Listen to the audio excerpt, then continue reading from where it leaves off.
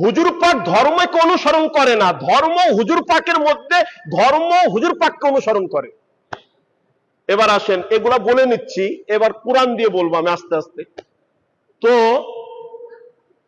ধর্মের প্রতিষ্ঠাকারী একজন, খুব খেয়াল করবেন, ধর্মের প্রতিষ্ঠাকারী একজন। আপনার বাড়িতে ঘর প্রতিষ্ঠা করেন আপনি না, যে বাড়ির গার্ডিয়ান। ধর্মের প্রতিষ্ঠাকারী একজন, সে করে দিয়েছেন। কিয়ামত পর্যন্ত এই ধর্মটা প্রচার হচ্ছে। শুধু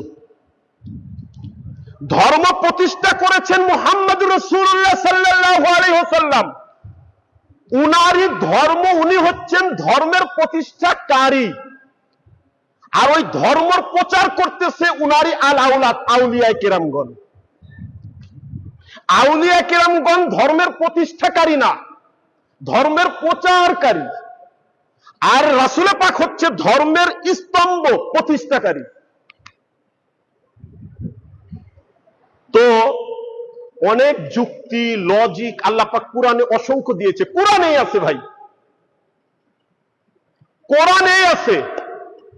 কিন্তু আমরা কোরআনটা অত মুসলমান হয়ে রিসার্চ করি না। আসলেই এই যে ওলি আল্লাহর শান, এই যে হুজুর পাক কদম রেখেছিলেন বিধায় আমরা আজকে বেঁচে গেছি। তাহলে আমরা ওই দলের লোক। 50 বছর আগে যান, 100 বছর আগে যান, আপনার বাপ দাদা, তার বাপ দাদা, তার বাপ দাদা ঠিকই ওই দলের ছিল।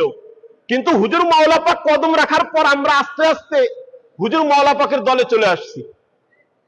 কারণ মনে রাখবেন, কোরআনে একটা আয়াত পাক আছে সূরা কফ।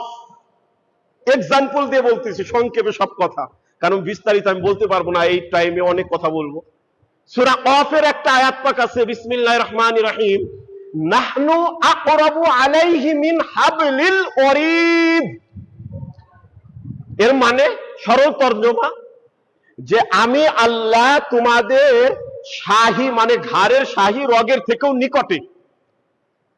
আল্লাহ কয়জন? কথা বলেন। এক, অদ্বিতীয়। একের আরবি হচ্ছে আনা। আনা মানে আমি, একের আরবি। এক থেকে বহু বচন, দ্বিবচন হচ্ছে নাহনু। কোরআনের ভাষায় নাহনু মানে আমরা, আমাদের। এখানে আল্লাহ পাক কি ব্যবহার করলো? নাহনু আকরাবু ইলাইহি মিন হাবলিল ওয়ারিদ। আপনি যদি ওই অর্থ, কোরআনের মিনিং ধরতে যান, তাহলে আল্লাহ বলতেছে আমি একা না, আমরা তোমাদের ঘাড়ের শাহী রগের নিকট।